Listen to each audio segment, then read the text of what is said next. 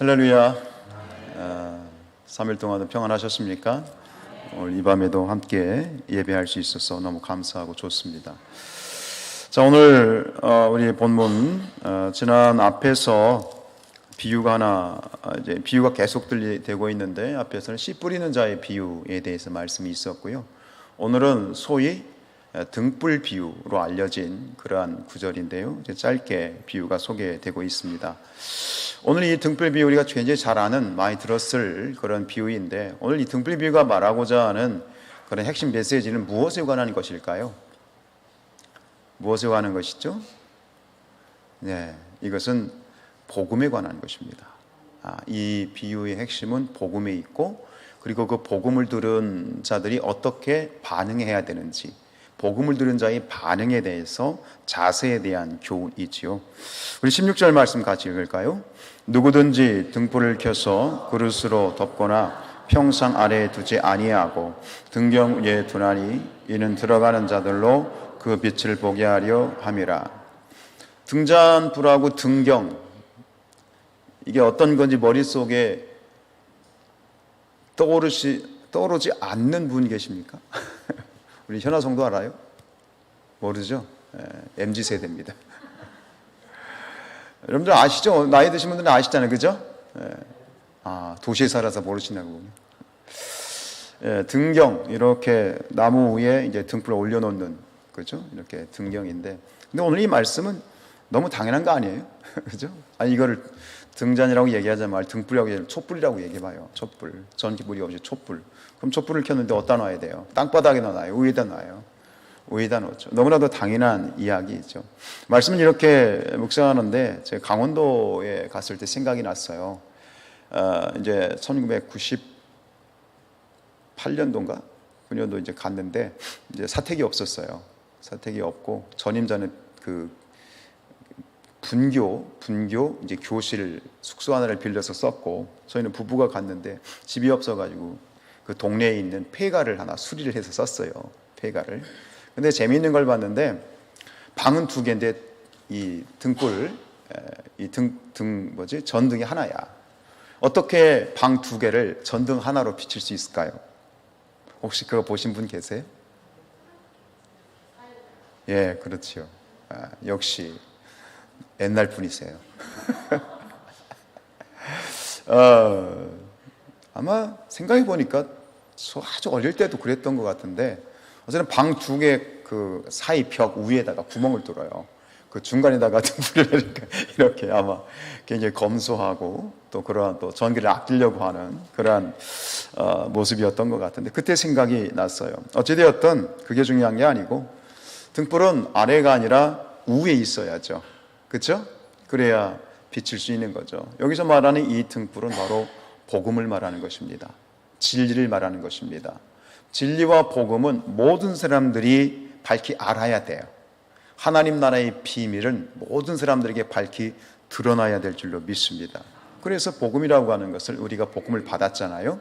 예수 그리스도의 천국 복음을 받았잖아요. 그 복음을 받은 사람은 그 복음을 가지고 혼자 기뻐할 것이 아니라 많은 사람들이 그 복음을, 빛을 보는 것처럼 그 복음을 볼 수 있도록, 그러면 그 사람들이 복음을 본다, 볼 수 있게 한다. 어떻게 해야 되는 거예요? 우리가 그 복음을 전파해야 되는 것이죠.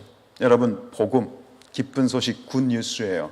사실 복음이 정말 기쁜 소식이다, 예수 그리스도의 천국 복음이 정말 나에게 또 우리에게 세상에 진짜 기쁜 소식이다라는 것을 깨닫게 되면 사실 가만히 있을 수가 없는 거예요.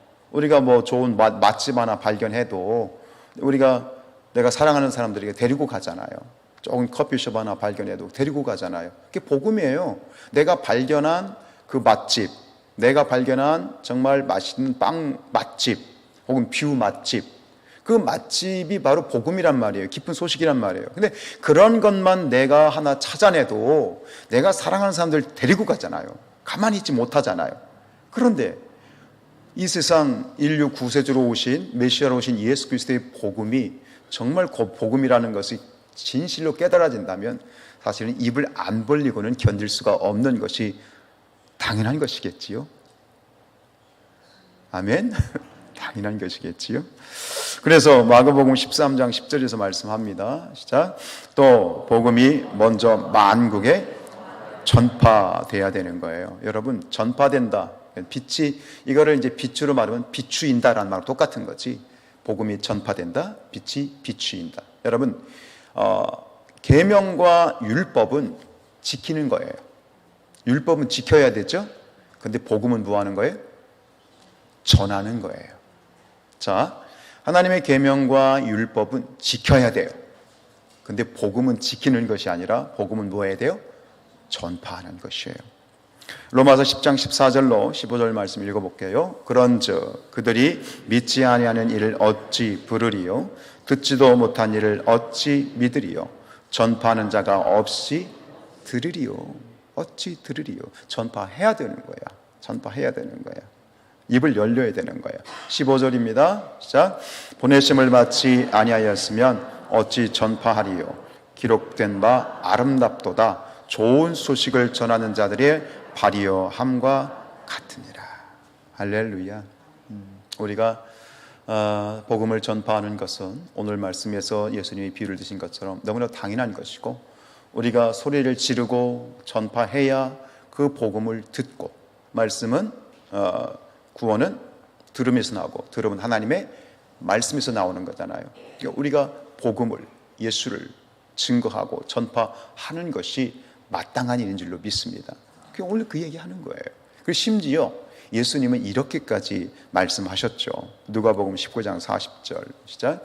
대답하여 이르시되 내가 너희에게 말하노니 만일 이 사람들이 침묵하면 돌들이 소리 지르리라. 이 정림동에 돌들이 소리 지르는 일이 없기를 원합니다. 저 정림동 있는 저기 어디죠? 공원에 있는 돌멩이 갑자기 소리를 질러. 예수 믿으시오! 정림동의 돌멩이들은 잠잠할지어다. 내가 소리 지르리라. 우리가 될 수 있길 축복합니다. 또 오늘 감사하게도 오늘 수요일 날 또 전도가 있었지요. 오늘 또 앞에서 우리 보니까는 또 많은 분들이, 보통 많이 나오시면 9분 정도 이렇게 나와서 복음을 증거하시는데, 우리 박장님도 나오셨네. 이렇게 참 멋지죠. 우리 박수 한번 합시다.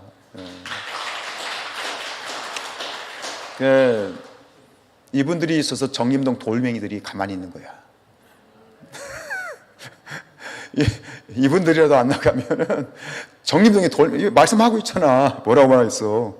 사람들이 침묵하면 뭐가 소리 지른다고? 돌멩이가 소리 지른다고. 절대로 정림동의 돌멩이들이 소리 지르는 일이 없도록 우리가 미연에 막읍시다. 할렐루야.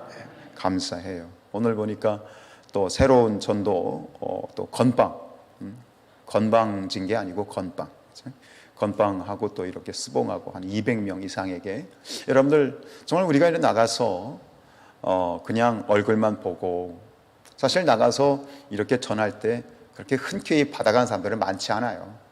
아래 동네가 틀리고 위 동네가 틀려. 시장이 틀리고 아파트가 틀려. 우성 아파트 쪽과 이쪽이 틀려. 같은 동네인데 제가 뭔가가 틀려. 제가 어쩌다 말씀드리잖아요. 지금은 사모님이 됐는데, 그때 이제 청년이었는데 그 친구가 이제 역에 나가서 전도를 하는데, 아침에 전도를 나가는데 지나가는 사람이 그때 이 미친년아 그랬대잖아요. 여러분 여기서 전도하다가 그런 소리 들어본 적 있어요? 할렐루야. 감사해요. 은혜인 줄로 믿으시기 바랍니다. 그런 소리 들으면 막 낙심이 돼요? 힘이 나요?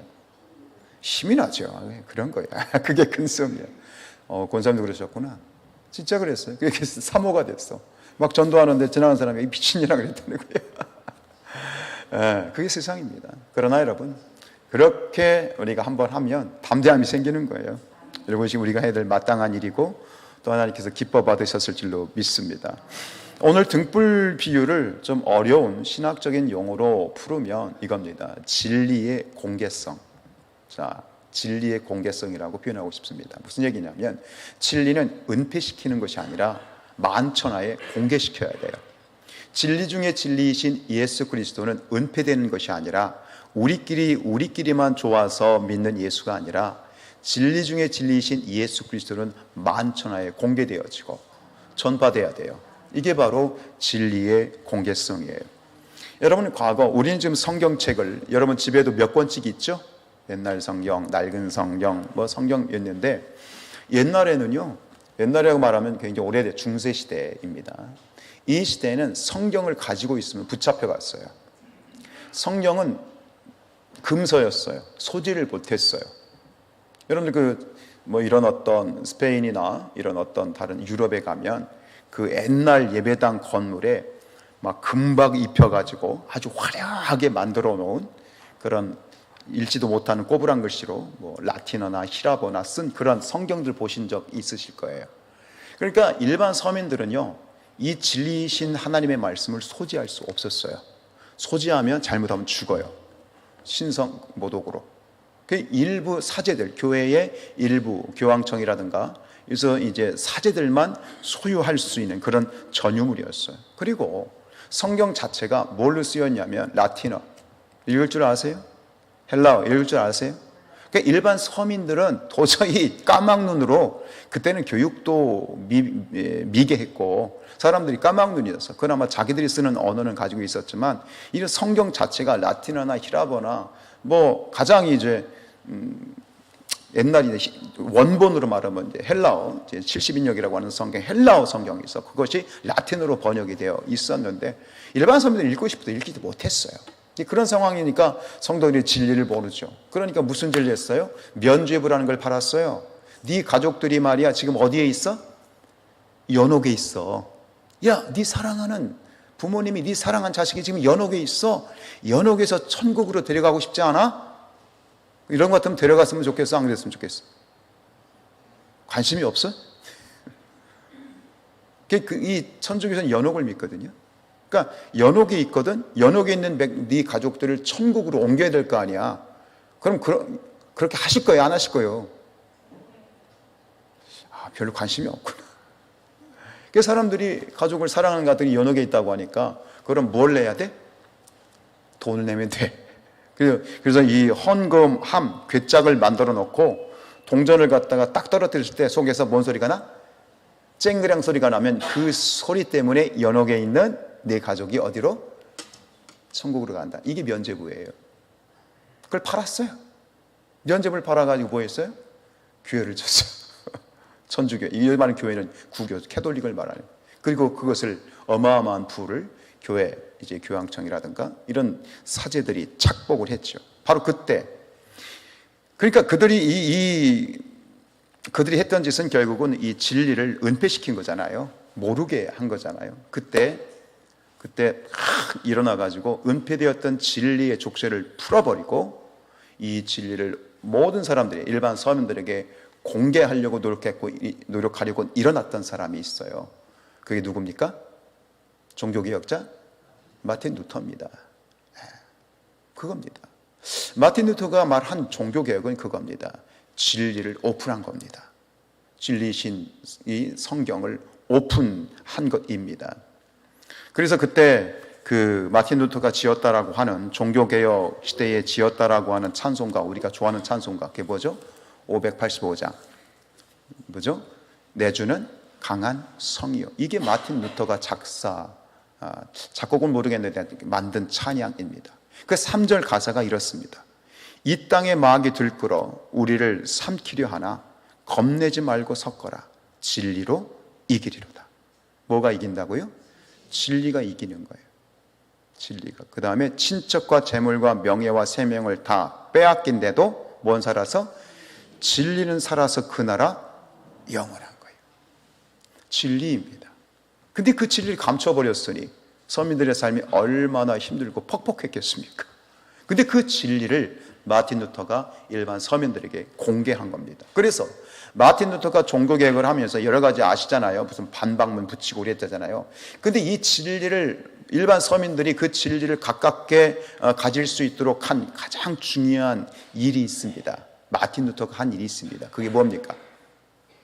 성경이 무슨 언어로 되어 있었다고요? 라틴어요. 헬라어요. 그 당시엔 라틴어. 그 라틴어 성경을 시민들도 읽을 수 있는, 마틴 루터는 독일 사람입니다.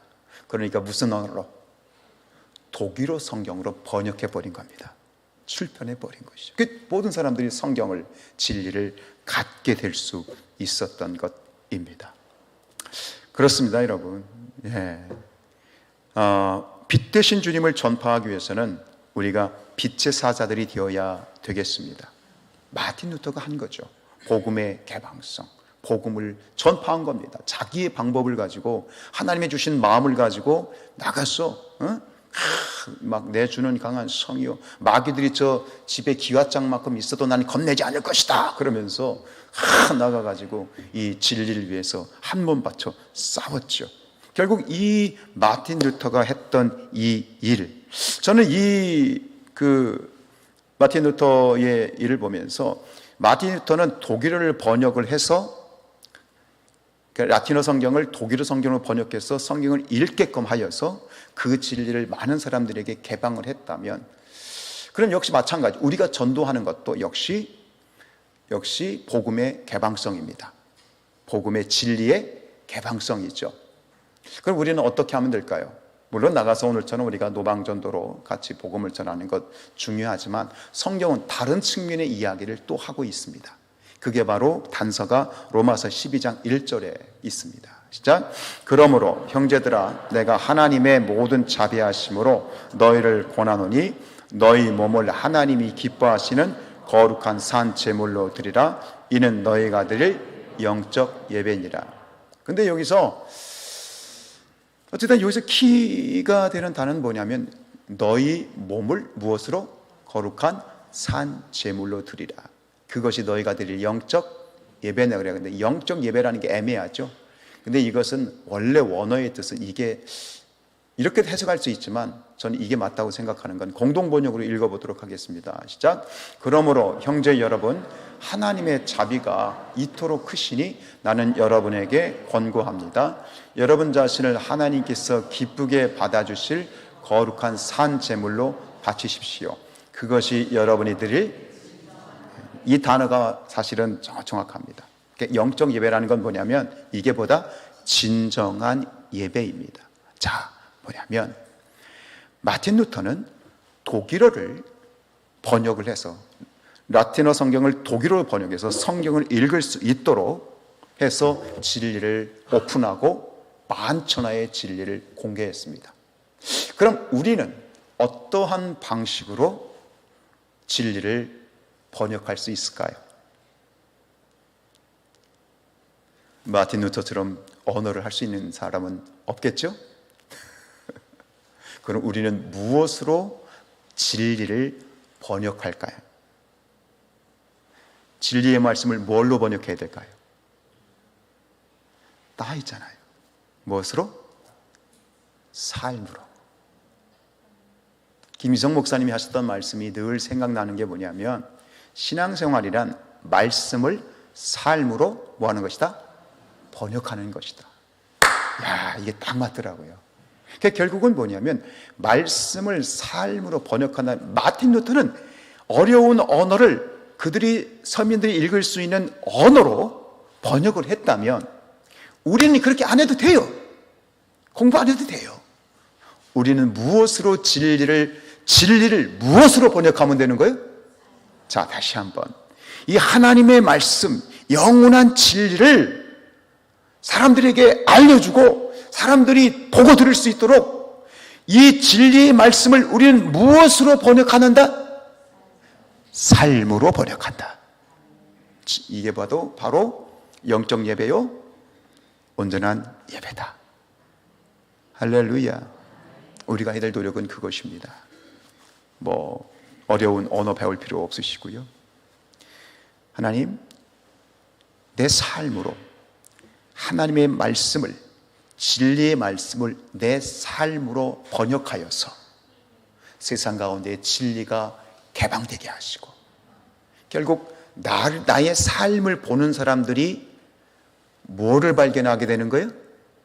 진리이신 예수 그리스도를 발견하게 만들어야 돼. 나는 죽고 누가 살아야 돼? 예수가 나타나야 돼. 그게 바로 진리의 말씀을 삶으로 번역하는 삶인 줄로 믿습니다. 그런데 이 시대는 말로 끝나는 겁니다.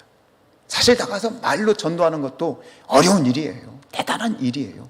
그러나 그 차원이 아니라, 말로 끝나는 것이 아니라 이 진리와 복음과 말씀을 내 삶으로 번역해서 사람들이 나를 볼 때 진리를 보고 복음을 보고, 사람들이 진리를 귀로 듣는 것이 아니라 눈으로 보고 깨닫게 만드는 것이 바로 우리가 삶에서 드려야 될 온전한 예배인 줄로 믿습니다. 여기까지 갈 수 있는 성숙한 우리 성도들이 됐으면 좋겠어요. 그런데 다시 말씀드리지만 이 시대의 성도들은 그 부분을 별로 중요하게 여기지 않아요. 그래서 마태복음 5장 16절 말씀 읽죠. 이같이 너희 빛이 사람 앞에 비치게 하여 그들로 너희 착한 행실을 보고 하늘에 계신 너희 아버지께 영광을 돌리게 하라. 바로 이것입니다. 이 말씀이 진리를 삶으로 번역해내라는 그런 주님의 명령으로 받으시기를 축복합니다. 옆 사람을 보십시오. 옆 사람을 속에서 예수님이 보이십니까? 나를 보지 말고 옆 사람 보라고. 보이세요? 아유, 그냥 저 이렇게 성의 없이 얘기할래 진짜. 우리 사랑하는 성산의 가족들이 어디를 가든지 보는 사람들이 그분을 보면 예수님이 보여. 야, 저분을 보면 나는 교회는 모르겠지만 하나님은 모르겠지만 저분을 보면 정말 예수가 있는 것 같아. 그런 얘기를 들으면 성공하신 겁니다. 그랬으면 좋겠습니다. 할렐루야. 바로 그 얘기를 하는 거죠. 우리 17절 말씀 읽어보지요. 시작. 숨은 것이 장차 드러나지 아니할 것이 없고 감추인 것이 장차 알려지고 나타나지 않을 것이 없느니라. 숨은 것이 장차 드러나지 않을 것이 없고 감추인 것이 장차 알려지지. 이건 동의대꾸법, 똑같은 얘기를 두 번 하는 거예요. 그러니까 결국은 이 얘기, 지금은 이게 다 드러났어, 안 드러났어요? 지금은 다 알아요, 몰라요? 지금은 제한적이에요. 지금은 알 수 없어요. 그러니까 우리가 예수 믿으라고 그렇게 외쳐도 사람들이 콧방귀도 안 뀌는 거는 모르니까 그런 거거든요. 다 알면, 우리가 그런 거 영화 같은 거 하잖아요. 영화를 보면 한 번 보는 사람도 있지만 몇 번 보잖아요. 근데 우리는 이미 그 결론을 알아, 몰라? 알고 보는 거, 다 알고 보는 거잖아. 알아도 보는 거잖아. 근데 우리의 삶은 한 번뿐이기 때문에 몰라. 당장 몇 분 후의 일을 모르고 당장 내일 일 모르는 게 우리 인생이지요. 모르니까 지금 내가 눈앞에 보이는 게 전부일 수밖에 없어요. 그러니까 드러나지 않으니까 우리가 진리이신 예수 그리스도를 전파해도 사람들이 그걸 믿지 않는 이유는 뭐예요? 모르니까. 그러니까 여러분들이 지금 예수님을 믿고 있다는 게요, 이게 기적 중에 기적인 걸 아셔야 돼요.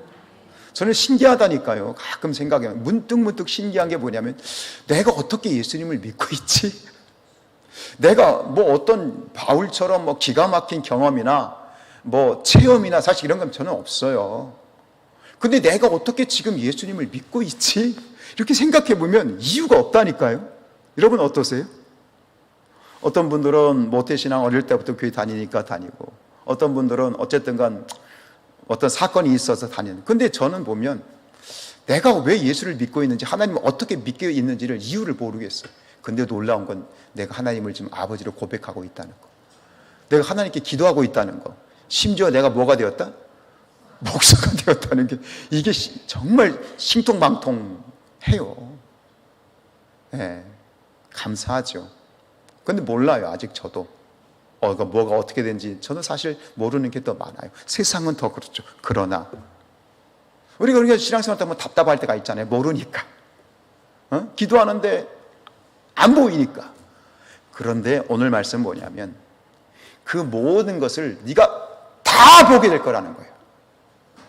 다 깨닫게 오는 날이 올 거라는 거예요. 그날이 언제일까요? 예, 계시록 1장 7절입니다. 시작.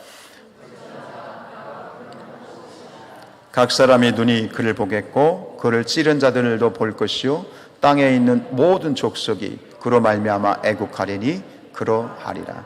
주님께서 구름 타고 오시는 날 각 사람의 눈이 본다는 건 모든 사람의 눈이 그를 볼 거라는 거예요.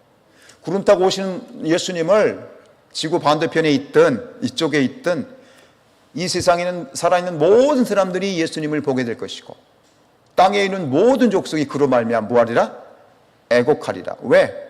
왜 저 사람들은 애곡할까요? 믿는 자들은 구원에 함성을 올리겠지만 말 듣지 않고 개똥이 말 듣지도 않고 예수 안 믿다가 결국 어떻게든 예수님 오시는 날 울 수밖에 없는 거예요. 그날은 깨닫게 될 거라는 거야. 다 알게 될 거라는 거야. 아멘. 지금 궁금하신 거 많이 있으시죠? 신앙생활하면서 그냥 기뻐하십시오. 다 알게 된 날이 옵니다. 그 이야기를 하는 거예요. 그러면 우리가 이러한 것을 깨닫게 될 때 복음 앞에서 말씀 앞에서 우리가 어떤 태도를 가지고 가야 될까? 우리 18절 말씀이에요. 결론입니다. 시작. 그러므로 너희가 어떻게 들을까? 스스로 삼가라. 누구든지 있는 자는 받겠고 없는 자는 그 있는 줄로 아는 것까지 빼앗기리라. 그러면 이런 어떤 말씀 앞에서 우리가 어떤 태도로 말씀 앞에 서야 되느냐? 복음 앞에서 말씀 앞에서 어떤 태도를 취하느냐에 따라서 영적인 빈익빈 부익부 형상이 나타나. 어떤 사람은 자꾸 영적으로 성숙해가고 성장해 가는데 어떤 사람은 자꾸만 쪼그라들어. 그 기준이 되는 게 뭐라고요? 무엇에 대한 태도? 말씀에 대한 태도입니다. 말씀에 대한 태도입니다. 오늘 이 말씀이 그 마가복음에 이제 4장에 있는데 오늘 17절 우리는 짧게 16, 17, 18절 읽었잖아요. 근데 17절과 18절 사이에 마가복음에는 이 말씀이 들어있어요. 마가복음 4장 23절 시작. 들을 귀 있는 자는 들으라. 이걸 직역을 하면 너희가 만약 들을 귀가 있는 사람이라면 들으라는 거예요. 여러분 일을 해도요 일머리가 있는 사람은 달라요. 그렇죠? 아무리 일을 해도 일머리가 없는 사람은 정말 답답합니다.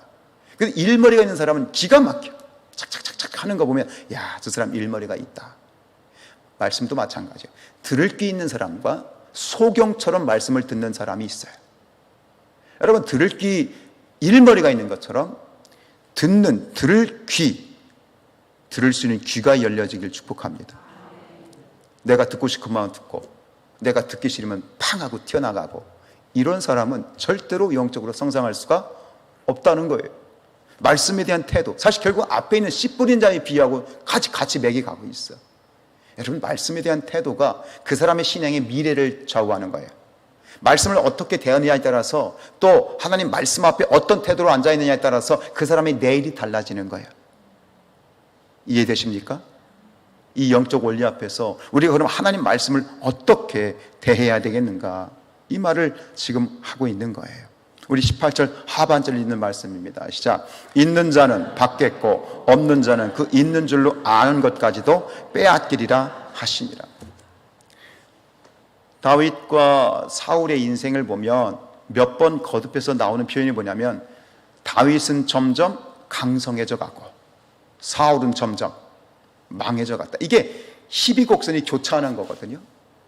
사울은 그 인생이 추락하고 다윗은 그의 인생이 상승하는 거예요.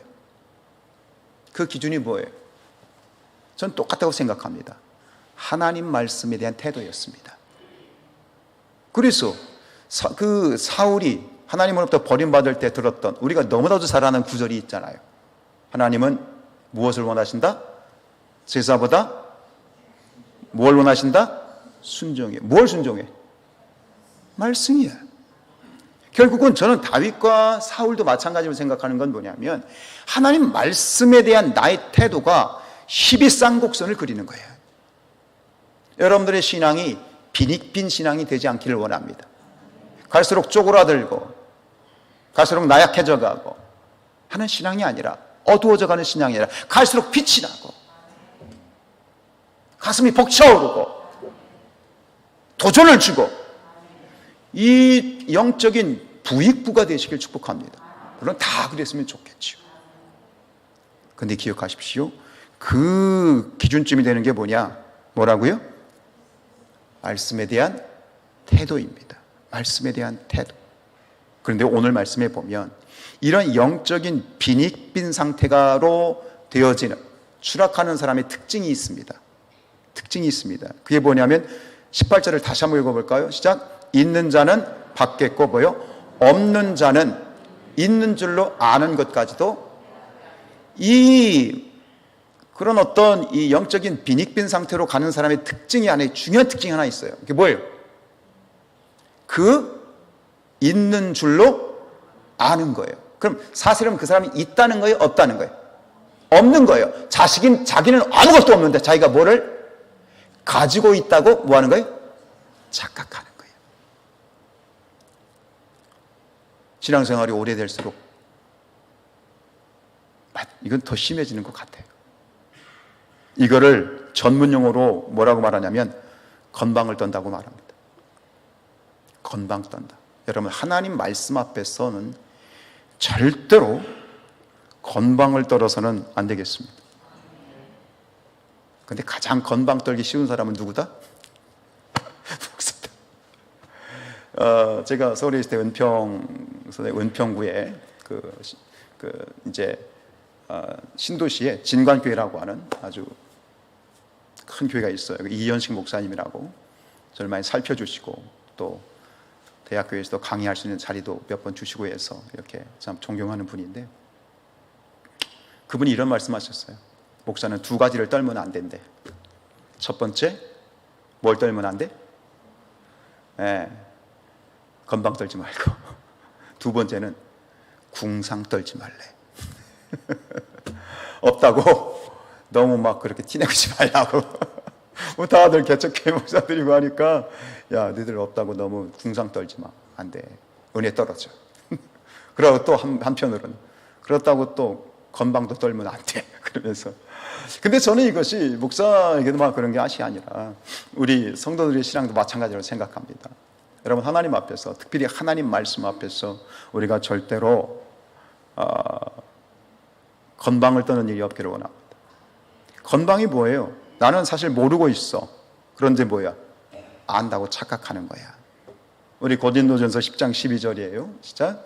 그런즉 선질로 생각하는 자는 넘어질까 조심하라. 잘하신 말씀이죠. 고린도전서 8장 2절. 만일 누구든지 무엇을 아는 줄로 생각하면 아직도 마땅히 알 것을 알지 못하는 것이요. 여러분, 하나님을 아세요? 말씀을 아세요? 안다고 말할 수 없지요. 사랑하는 여러분들이요, 성경을 보면 다 그렇지 않습니까? 성경에 특히 하나님의 사람들은 처음엔 잘 나가다가 결국 뒤에 무너지는 사람들의 특징이 뭡니까? 앞에서 말씀드렸던 사울과 이 다윗의 삶도 마찬가지죠. 똑같아요. 말씀 앞에 건방을 떠는 거예요. 하나님 말씀을 경홀히 여기는 거예요. 그 말씀이, 하나님 말씀이 누구의 입에서 떨어졌던 그것이 진리의 말씀을 아멘으로 받고 겸손히 받아야죠. 아멘하여 받아야죠. 아멘. 그것이 나를, 가끔 그런 분들이 있는데 여러분들 이렇게 생각하시는데요. 목사가 강대 설교할 때 오늘 목사님 나를 치셨어. 근데 그럴 수도 있어요. 대놓고 막 감정적으로 대할 수도 있는데, 말씀을 전파하다 보면 그 말씀이 나에게 찔림이 될 때가 있잖아요. 근데 그걸 놓고 뭐라고 얘기하냐면 목사가 나를 쳤대. 여러분, 마음에 여러분 찔리시잖아요. 그분은 오늘 예배 드리신 분 중에 가장 은혜를 많이 받은 분이야. 사실은. 왜? 누가 말씀하신 거예요? 하나님이 하신 거예요. 그걸 받을 만한 성숙함 있게 축복합니다. 여러분, 하나님도요, 아무나 안 때려요. 내 자식 때리지 남의 자식 안 때려요. 남의 자식 때리면 큰일 나요. 경찰서 잡혀가요. 요즘 내 자식 때려도 잡혀가는 세상이긴 하지만, 마음이 찔리십니까? 목사가 나를 쳤다고 생각하지 마시고요, 오늘 하나님 나에게 큰 은혜 주셔서 감사합니다. 그러셔요. 아멘. 그게 성숙함이에요. 여러분, 대표적으로 이렇게 건방을 떨다가 하나님한테 사실 혼나는 것도 하나님이 보다 사랑이긴 하지요. 혼난 교회가 있죠. 소아시아 7교회 중에 어느 교회? 마지막 라우디게아 교회가 이런 책망을 들었죠. 계시록 3장 17절 시작. 나는 부자라 부유하여 부족한 것이 없다 하나 내 곤고한 것과 가련한 것과 가난한 것과 눈먼 것과 벌거벗은 것을 알지 못한다. 보세요. 나는 부자야. 나는 부유해. 부족한 것이 없어.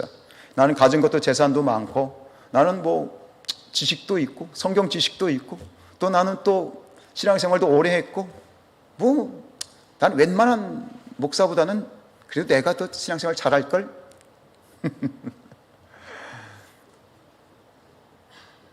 그런데 보세요. 뭐라고 말씀하셔요? 내 곤고한 것과 넌 참 가련하고 넌 가난하고 넌 눈이 벌었고 넌 벌거벗었대요. 여러분 우리 자신이 하나님 앞에서 이러한 모습으로 서지 않도록 결국 오늘 누가가 얘기하는 건 뭐냐면 앞에서 마태는 야 너희가 가졌으면 더 많이 가져야지 이렇게 격려하는 스타일이었다면 오늘 누가는요 너희를 빼앗기지 않게 조심해 이렇게 그러면서 오늘 이 라우디게아 교회에게 계시록 3장 16절에 가면 뭐라고 말씀하셨냐면 내가 너를 내 입에서 뭐 해버리겠다? 토해버리겠다고 했어요. 역겹다는 거예요. 침 팍 뱉듯이 너를 토해버리겠다는 거예요. 하나님 교만 엄청 싫어하시거든요. 모든 죄 중에 가장 악질이 교만이거든요. 이게 교만이잖아요. 늘 두렵고 떨려요. 하나님 말씀. 제가 저의 이제 멘토셨던 부관교회 김상현 감독님, 그분이 늘 그러셨어요. 늘 그렇게 정말 말씀 설교 잘하시고 하셔도 강단에 올라가시는 꼭 화장실 들린다고. 그 사람이 긴장하면 뭐가 아시죠? 그러니까 꼭 그분도 그렇게 수십 년을 목회하셨어도 꼭 강단에 올라가기 전에 꼭 화장실을 갔다 올 수밖에 없다라고 하는 그런 말씀을 하시면서 그분이 이런 말씀하셨어요. 한자 열겸을 가져야 된다. 열겸. 열은 뭐죠? 열심히. 겸은 겸손히. 열이라는 건 뜨거운 것이고 겸이라고 하는 것은 차가운 것. 이 두 가지를 같이 가져야 된다. 열만 가지면 건방 떨게 되고 겸이 그것을 잡아줘서 신앙이 하나님 말씀 앞에서 강단에서 어떤 누가 선포하던 그 말씀을 사람의 말이 아닌 하나님으로 말씀을 받는 그러한 교회에 대해서 사도 바울은 얼마나 감사했습니까? 사랑하는 여러분들이요, 하나님의 말씀을 대하는 태도가 여러분들의 신앙의 미래를 좌우합니다. 아멘. 우리 모든 성산의 가족들이 말씀에 대해서 또 신앙을 통해서 부익부의 신앙이 되기를 원합니다. 날로 성장하고 날로 강성해져가고 날로 기뻐지고 날로 힘이 있고 그래서 사람들로부터 영적인 매력을 그래서 결국 나를 통해서 누가 비춰지는? 예수가 복음이 삶으로 번역되어지는 그러한 존재로 나아갈 수 있기를 축복합니다. 빛의 사자들이여 세상의 빛이 되시기를 주님의 이름으로 축복합니다.